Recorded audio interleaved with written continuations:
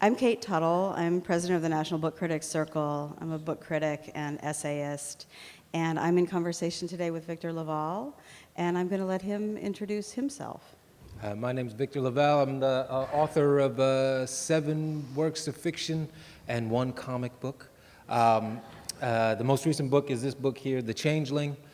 Came out last year, and it is a sort of fairy tale about New York and a horror story about parenting small children.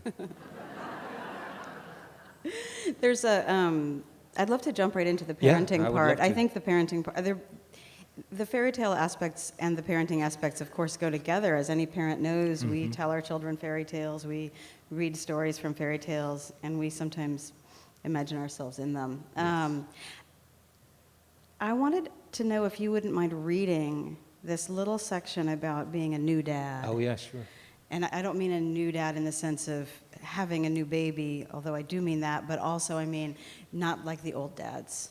So the small bit of setup I'll give is that the main character of the novel is a guy named Apollo Kagwa, who was raised in New York by his single mother. His father disappeared when he was 2 or 3 years old. He has this recurring dream about his father, but other than that, his father hasn't been in his life much. He meets a woman named Emma Valentine, who is, they meet in their 30s, they fall deeply in love, they decide to have a child, and one of the things that's really motivating Apollo's journey throughout the novel is he's trying to figure out how to be the kind of man and the kind of father that he never had in his life, and how to model that for his child, for his son, their son Brian.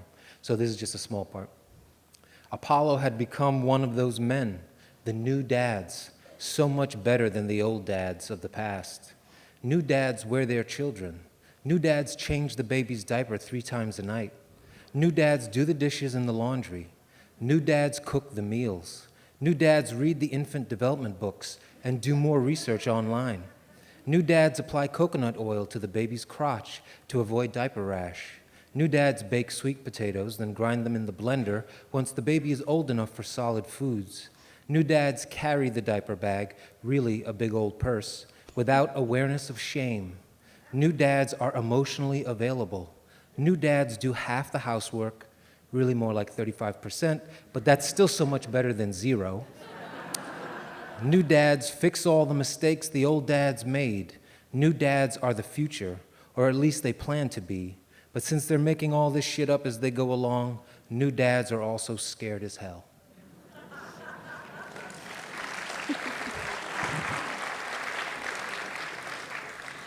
So I love that as a way into Apollo's character, because throughout the novel he's a man who's trying desperately to be a good father, and you sense that he also has tried desperately his whole life to be a good son.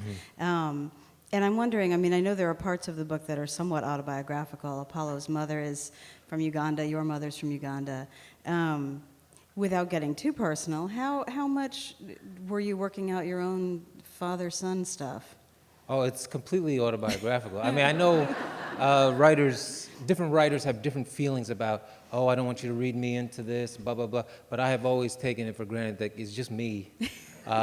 But then the thing that makes it fiction, and it's just my life, but the thing that makes it fiction is the way that you take, say, a lifetime's worth of events and you shrink them down to, say, a month or a year or something like that. You push them together in a way that puts that character through a lifetime's worth of hurdles and change in the span of one book. No human being goes through probably what a human being goes through in a novel, but the idea is that you, by using all that within one story, you get to show, I mean, it would be incredibly boring and the book would be 7,000 pages if it was my whole life. Like I was going to say, like somebody else.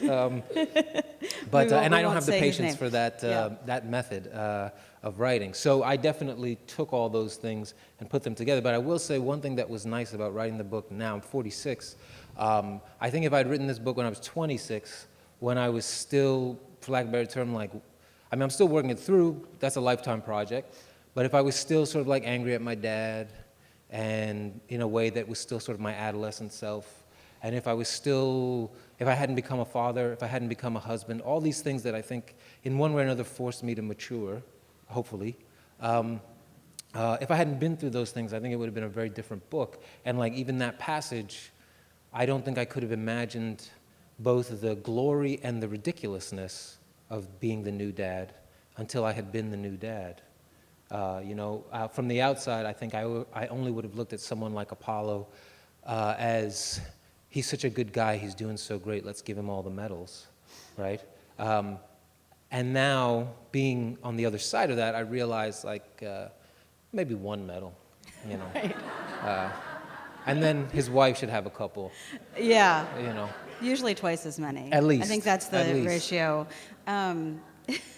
It's interesting you talk about that, the way you condense, events that sort of suggest a whole life into this very, very intense period of time in Apollo's life in which the book takes place.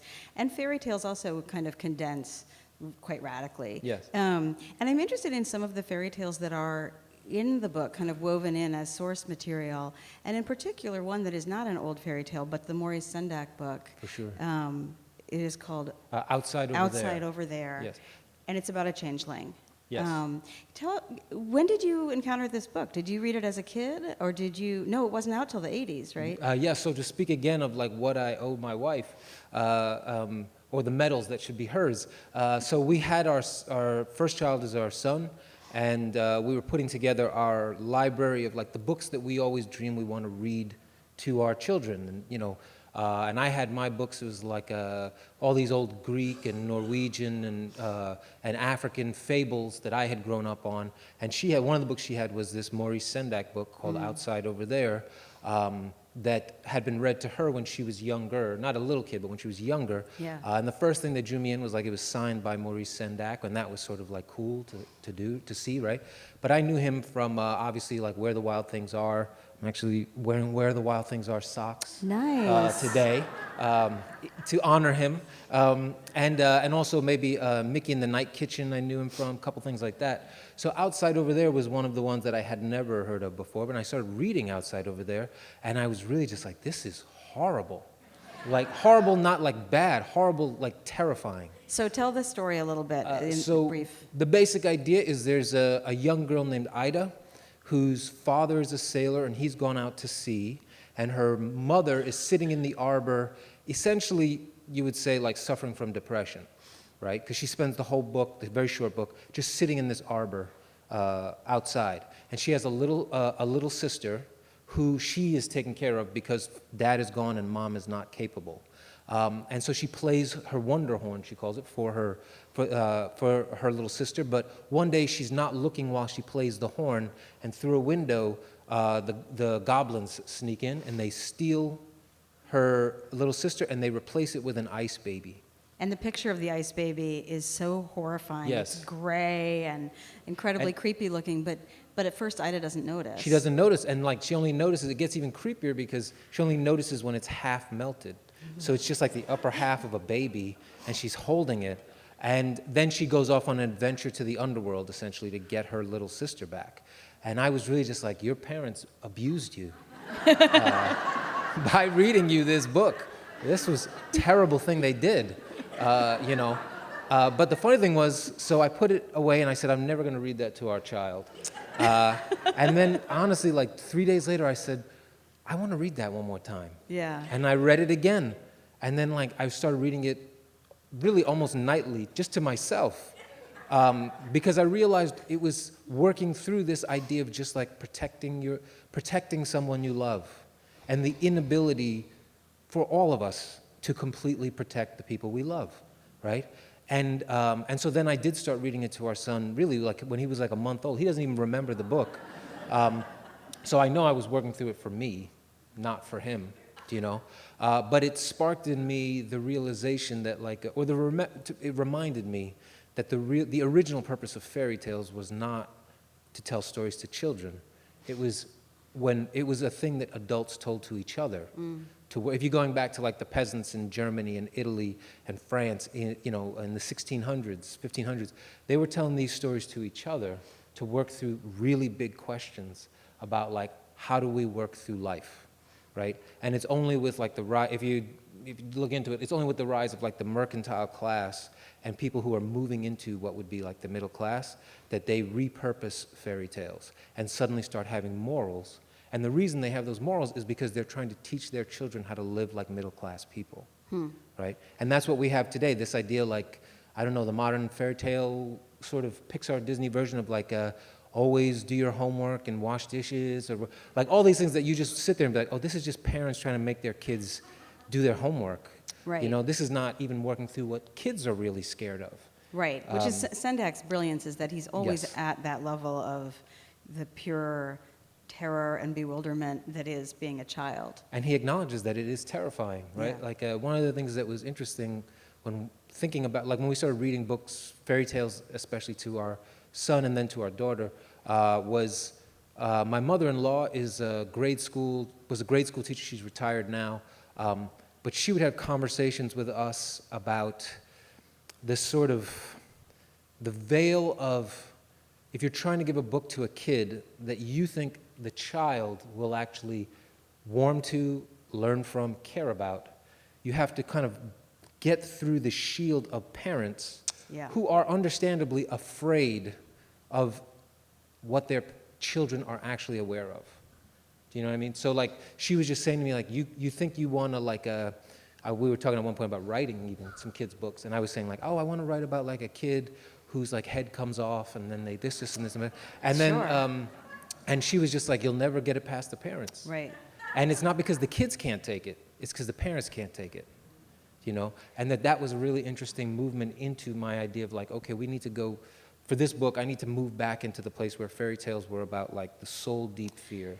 Yeah, You know. and I'm wondering if that has anything to do with the wife in the book. Emma is a librarian and is very much influenced by the librarian of her childhood, who Yes. was the person who gave her the right books at the right time. That's right.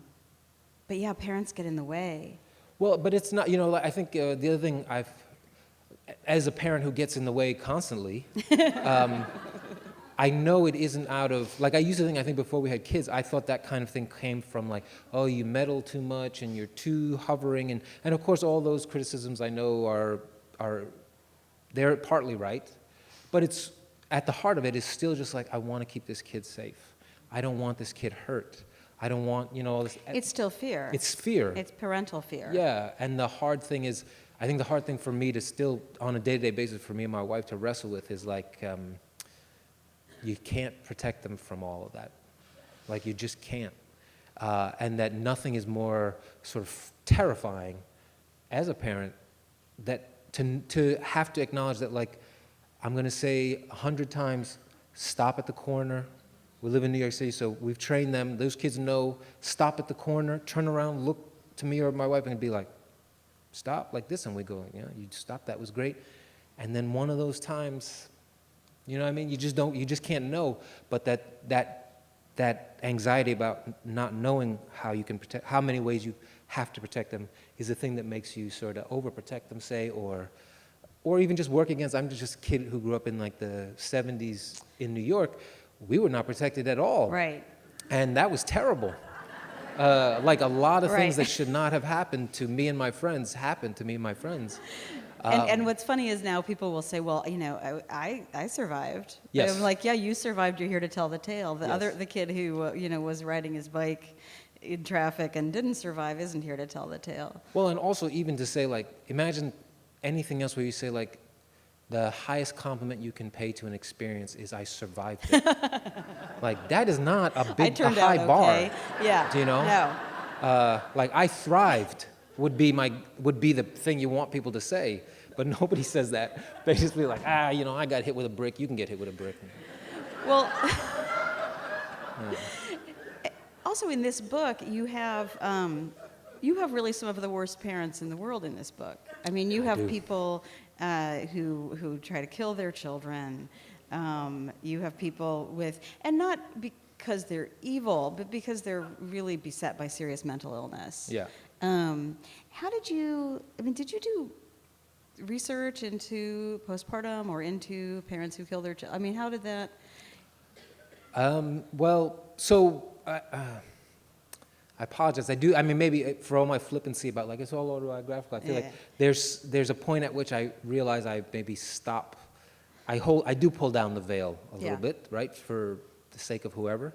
But I will say that I have a lifelong appreciation for the idea that somebody could love you very much, but could also be the greatest danger to you, right? And so because of that, one of the things that I was interested in when I was working on this in particular, were those mothers who kill their children and then themselves, or try to kill themselves, and the story that they have, say, as opposed to say, and this is again not all men, blah blah blah, whatever, but the narrative of fathers who do that is often about rage. Yeah. I'm going to take revenge on my wife. My wife is not going to get to have the kids, right?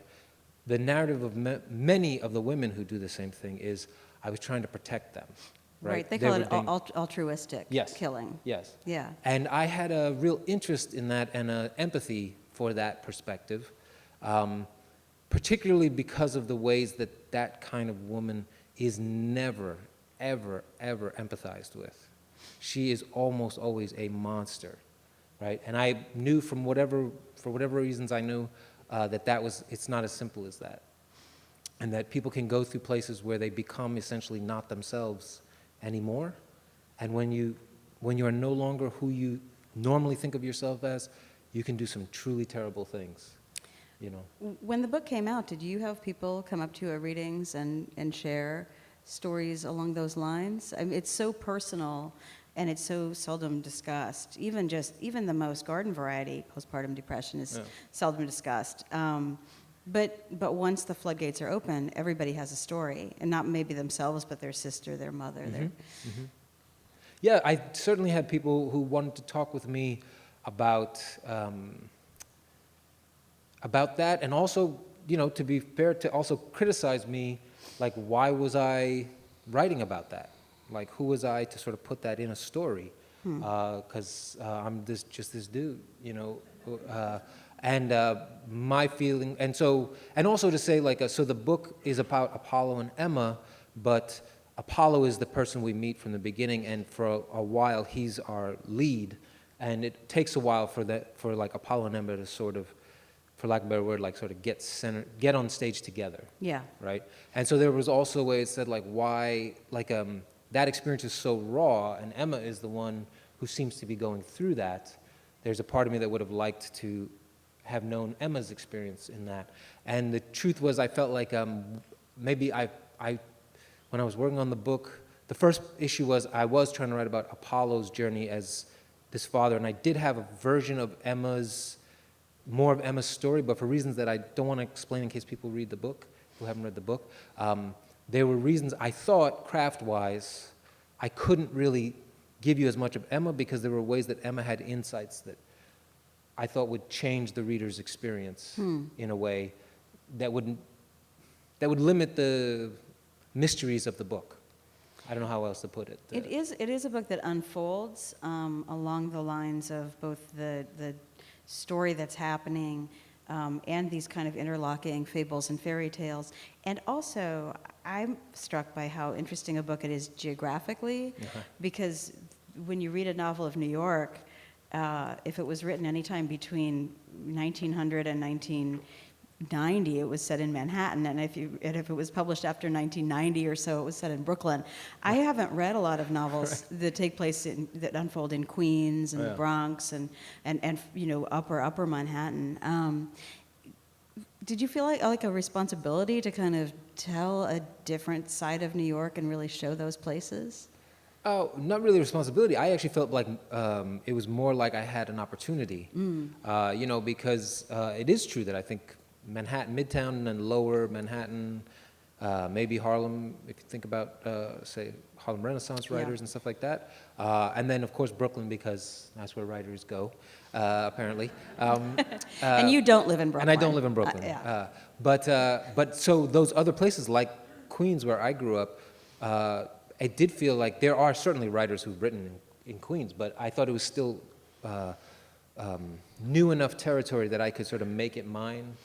Same thing with, like, even the East River. So in the East River has lots of little islands that almost nobody knows about, and there are settlements on some of those islands and things like that. And I thought, oh, I could use all that stuff because it's close enough that people be like, oh, I think I saw that out my window once, like even on the way to the airport or something. Right. Oh, I didn't know there was like a former tuberculosis hospital on that island. It's now like all overgrown, and so It's it looks so like a giant, fascinating.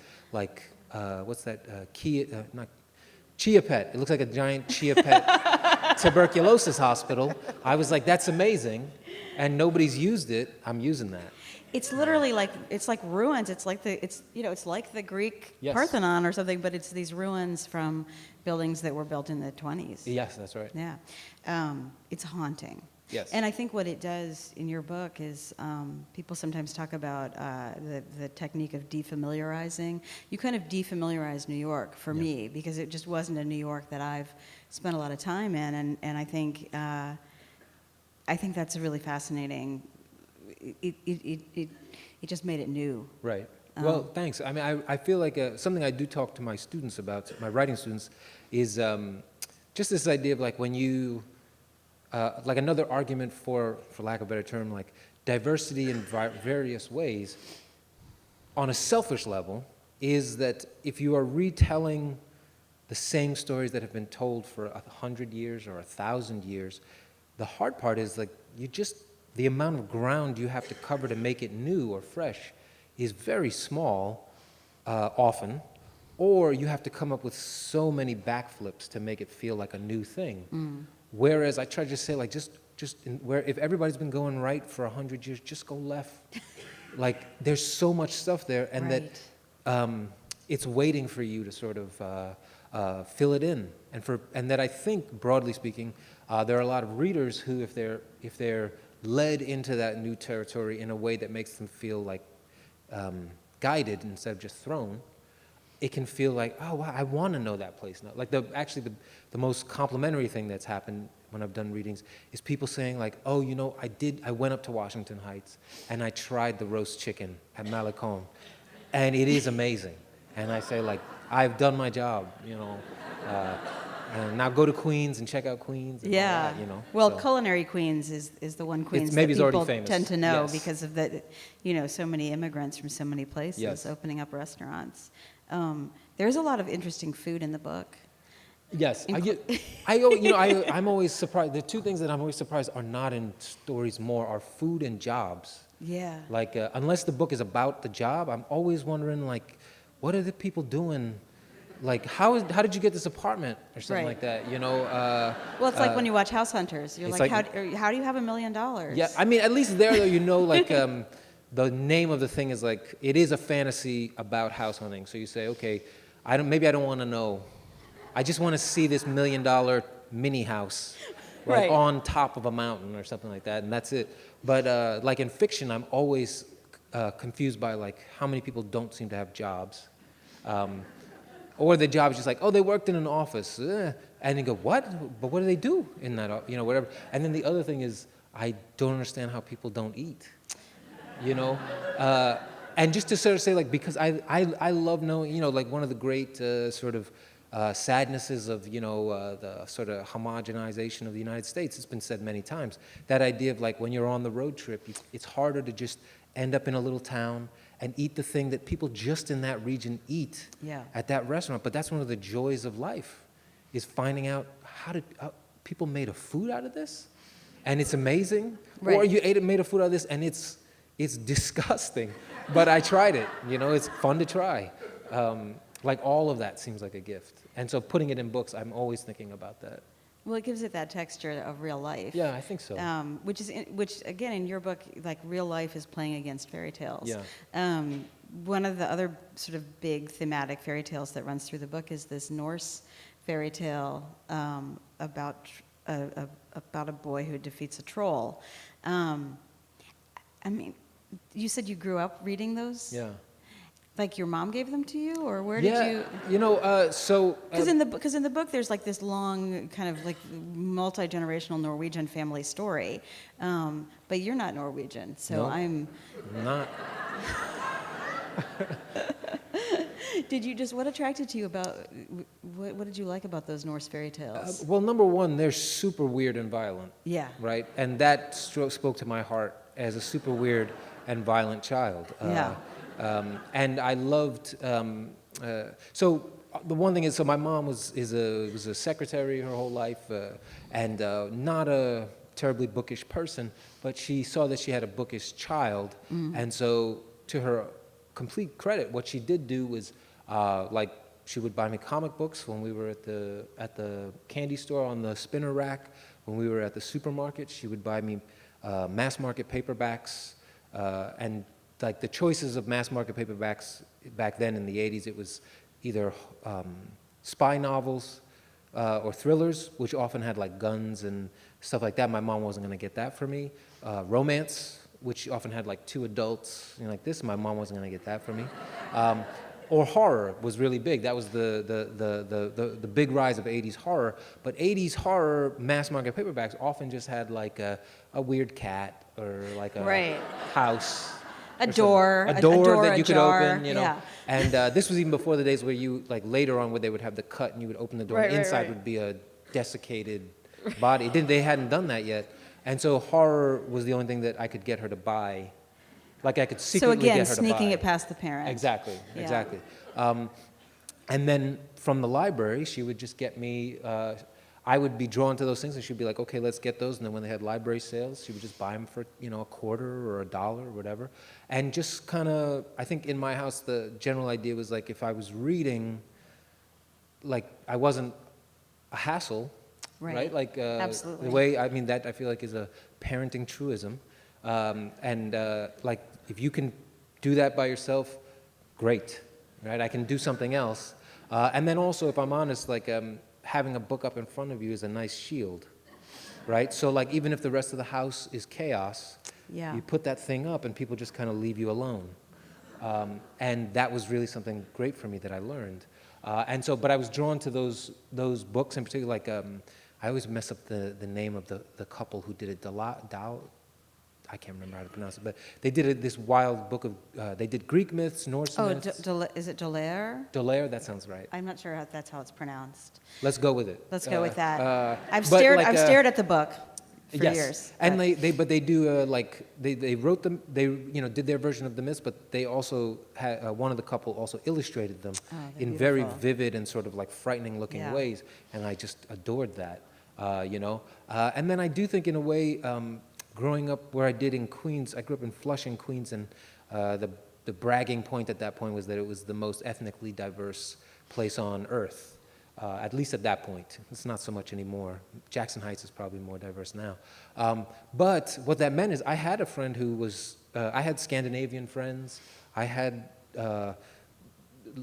Venezuelan friends, I had friends from Korean friends, I had friends from everywhere, So cool. And I was in their homes and eating their foods, hearing their grandparents talk, blah, blah, blah. So there was a way that when I sat down to write, rightly or wrongly, I felt like all of those stories are mine to use. Yeah. Right? Whether or not I'm right, that's what I felt. And I thought like, so I'm just going to use them. I'm not going to stay in theory in one lane, like just using, I don't know, Ugandan folktales or East African folktales. I thought like, nah, every bit of this I'm going to take.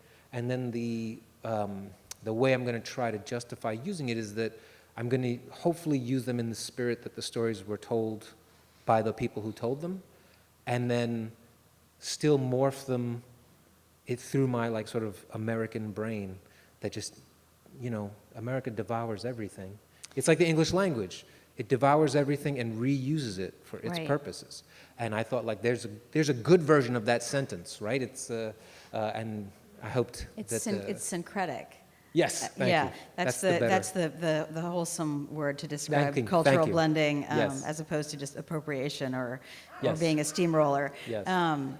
I think it's interesting how you do blend these kind of older stories with a very, very modern story. And one example of that is how in the book there are both trolls. I mean, there's a troll. And there also is you play with the other idea of the other meaning of the word troll, which is a very new definition, which is the guy who sits at the computer and the aggrieved white man usually, who is doing horrible things online. Yes. Um, There's an internet troll and a troll, yeah. and they work together. So Which totally makes sense. I thought it made total sense, and I was so happy when I came up with that. I was like, oh, that's intuitive sense. Yeah, they're like one is like the representative on Earth. Yeah, for the, that's right. Yeah, it's fascinating. I mean, I have to confess at this point that I've read The Changeling twice and I love it, and I haven't read your previous books.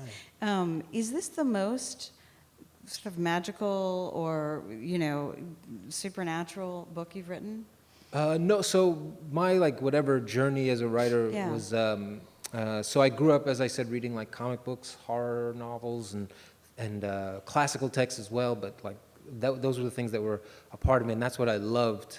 And then I think I got to college, and no one said I should be ashamed of those things, but I learned I should be ashamed of those things, right? Maybe just even through the reading lists and so forth, right? And so I got to graduate school for writing, and in graduate school I wrote literary realism, strict literary realism. And it was also, I had to work through my own, I was trying to write about my own childhood. I felt like I hadn't seen that in literature that much, and I could add to it, blah, blah, blah. So my first book was a book of stories that was definitely about growing up in New York at the time. And then my first novel was about a family. Everybody's kind of mentally ill in this family. The son drops out of college, and they all essentially tear each other apart. And the basic idea was not all families should stick together, right? And as you can guess from those two summaries, I was super depressed by by writing these things. And and I was sort of facing this question. It wasn't making me terribly happy, and I'm at heart an optimistic person. It wasn't making me happy, and also I thought if I keep following this trajectory, the next book I'm going to write is about a guy who goes to graduate school to become a writer, and I did not want to write that book. And that will be the most depressing book I was on got to earth. say, yes. And so I kind of stopped working for a while, and I was teaching a little bit out west in Oakland at a college called Mills College. And I was loving drawing in this, being in Oakland, being on the West Coast and all that stuff. And I started asking myself, what would be the thing that I could put into a book that would make me happy again?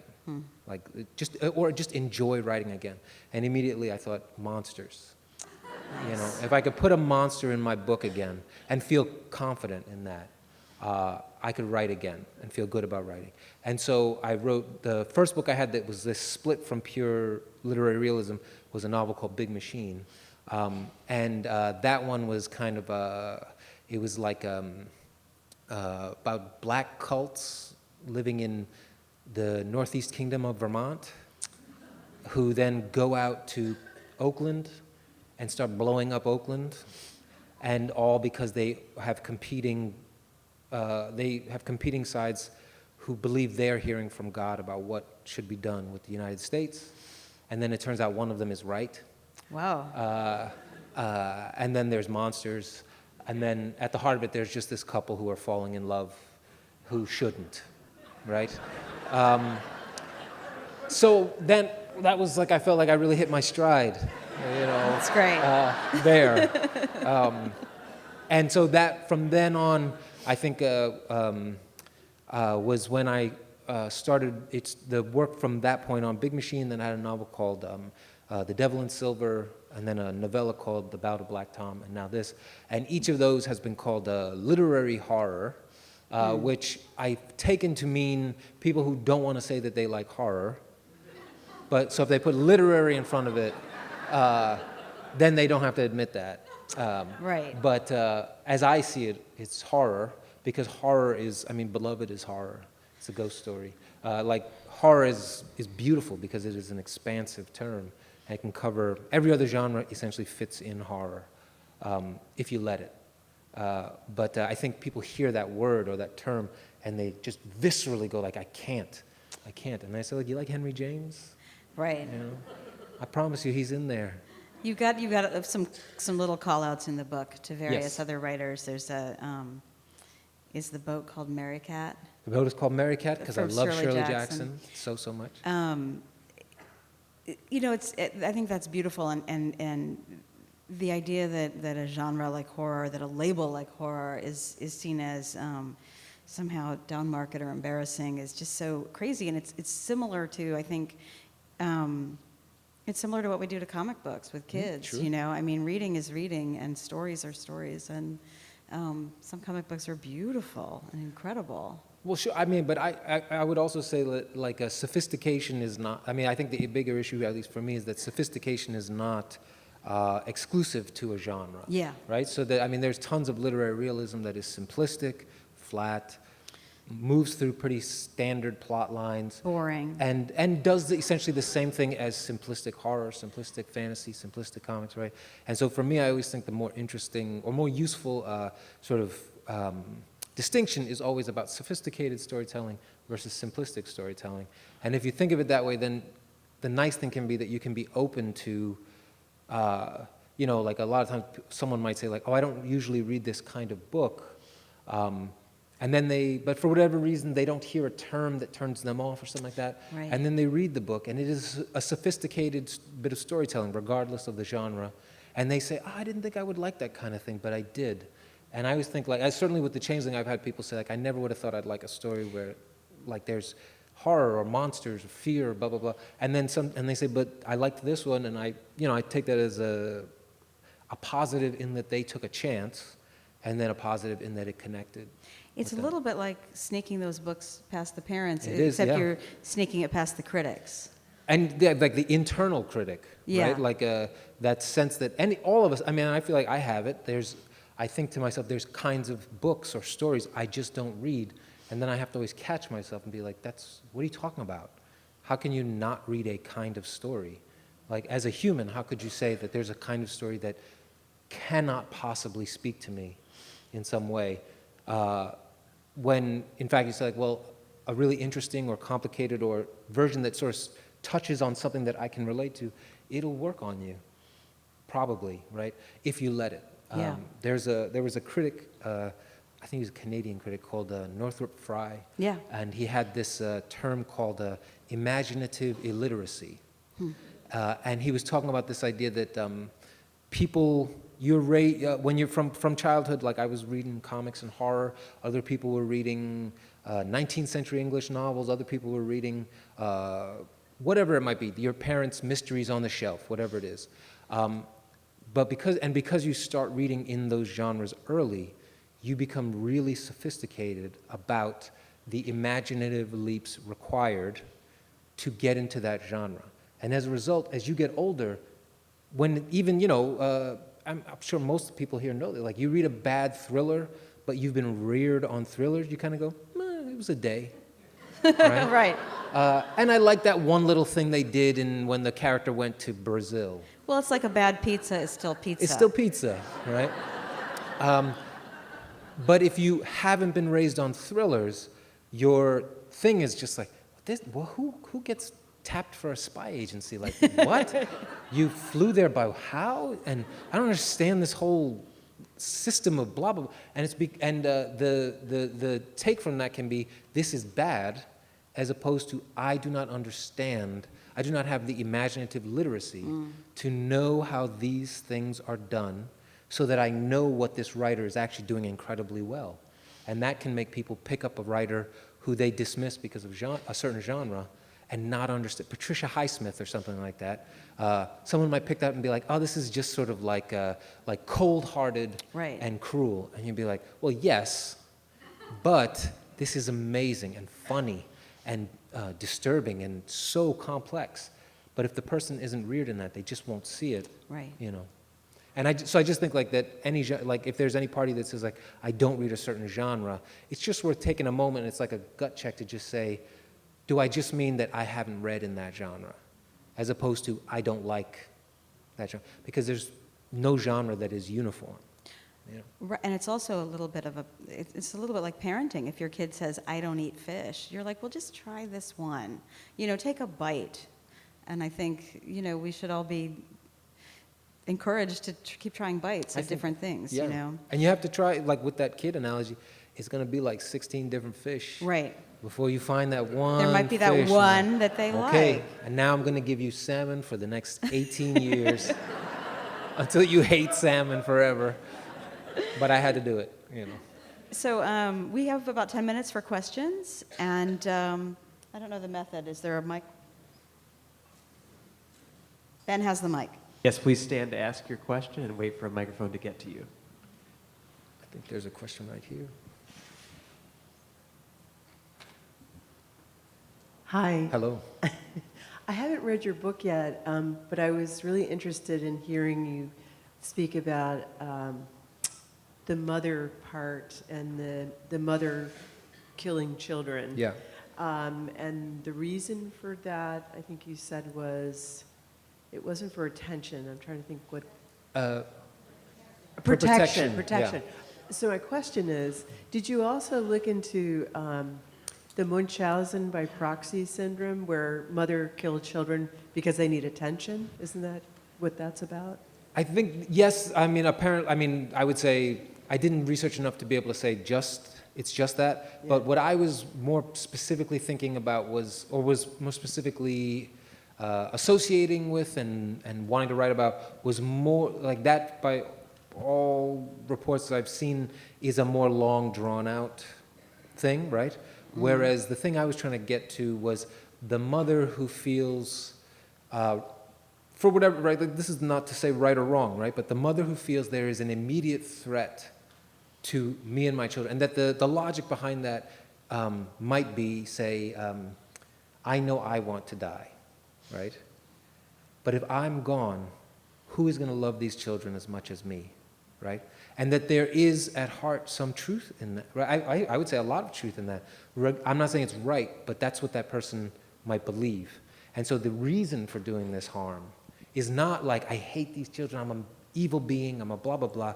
It is like the light is going through the mirror the wrong way or something. Right. And so, but the logic chain, I mean, this is the thing I often talk about with my students as well, is that if they write people who are going through a mental break or who are mentally ill, they write people who think nonsensically, right? But from my own experience with a family of mentally ill people and research and all that stuff, mentally ill people do not think nonsensically. They just have a different set of logic, right? And if you talk with them about how or why they make the choices they do, there is always a trail of logic. To you on the, like, you could almost think of it like all of us, broadly speaking here, have agreed that we should sit in our chairs quietly while the event is going on, right? But that a mentally ill person has just, the logic for them is like, if we all sit here quietly, the bomb will go off. So the reason I need to keep interrupting, the reason I keep needing to scream in the middle of things, I'm saving everyone. I don't want anyone to die. I'm a good person, right? But everyone else in the room would be like, could somebody please usher that person out of this room, right? So like mental illness is often just, can often be seen as, at least as I see it, as when you have a understanding of how the world works that the world has not agreed with, right? And so those mothers had a logic that they were following, even as from the outside it appears monstrous and unforgivable, right? But that to add to that, I do think because they are mothers doing it, they are more unforgiven, and they are more monstrous for having done it, right? Broadly speaking. And I was interested in that, again, like, without going into too much, I was interested in that for reasons that felt very personal, about like, how could I talk about someone and make you feel like they are a monster for a while, and then with time make you think, oh, why was I so quick to condemn, right? And that if I could pull that off and make someone move in their journey like that, about a person like that, that could be really a profound experience for the reader, but personally as the writer, a profound thing for me as I work through, you know, a lifetime of learning to love and understand people close to me. I have a question about your next work, The People's Future of the United States. Can Yes. you talk a little bit about how that came about and what we can look forward to? Sure. So that's an anthology that's actually coming out in about a month. It's called The People's Future of the United States. And I'm a co-editor in that one. So we got together about, I think it's 25 the finest writers writing today, and we basically said to them, what's the United States going to look like in about 50 to 100 years? What was kind of great about that just sort of prompt was to see the broad way, like that there are some people who felt like it's going to drift into a monstrous hellscape, an apocalyptic hellscape. Other people who were writing about like they're going to be, it's going to turn into an environmental, it turns into an environmental horror story where people have to sort of pool resources and find ways to move through things like this. And then for other people, it's like, oh, we're going to discover dragons and we're going to have to fight dragons for whatever, right? For whatever reason, and it comes out in an incredible way. But it was this idea, the other editors are an editor named John Joseph Adams, and he came to me and said, would you like to co-edit this together? And at the heart of it was a sense like, we wanted to talk about the future of the United States, and even with, weirdly, as weird as it sounds, even with the apocalyptic hellscape, it's not depressing. We were interested not in the idea of sort of spooning more simply saying sort of like everything's bad and it's going to get worse, but sort of saying like, even when things get bad, how do human beings try to not only survive but thrive, take care of each other, and make, even as wherever things go, how do we constantly keep remaking this country and remaking this country and rebuilding this country like a muscle, so that in theory it gets stronger every time it's torn apart and rebuilds, like torn apart and rebuilds. And so that was at the heart of the story, and we just have like this amazing, I feel free to say it because I don't have a story in there, like an amazing cast of folks who are writing. And if you enjoy speculative fiction in any way, and if you think you don't enjoy speculative fiction in any way, I promise you there's some amazing stuff in there that runs the range from like literary realism with like touches of strangeness to pure fantasy to horror to, like, we just tried to get the broadest, to satire. It's going to be an amazing book, and I'm looking forward to just getting out there and like banging the drum for these writers to be read. We have time for one more. Hey, Victor. So I think I might have told you this, but I read The Changeling when I was pregnant, which was especially terrifying. That's really harrowing, yes. And I really love how you capture that feeling as a new parent of that desire to, document all these moments of your children as they're, and then to share them, often, oversharing. Yes. And I was wondering if you might talk just a little bit about the theme of surveillance and how you brought that into the book, because, it is scary. There's that part of you when you want to share, and then you're like, maybe, am I oversharing my kids' information? But it's a little sinister, but then you bring it in this whole other level, and so maybe talk a little bit about that. Yeah, of course. Well, so the at the heart of it, so the book is in part is about fairy tales, about marriage, about parenting, but also about parenting in this modern age in particular. And it's sort of the thing that spurred that was our son had to be less than a week old, and I had been practicing swaddling because I'm a new dad, right? Like one of those. So I'm working on my swaddle. I'm getting it down. How do I do this? And at one point, I got my swaddle almost perfect, except that one of his arms was like out like this, and I thought he looked very Popeye kind of thing. So I then like propped him up on the couch, and I took a picture of him, right?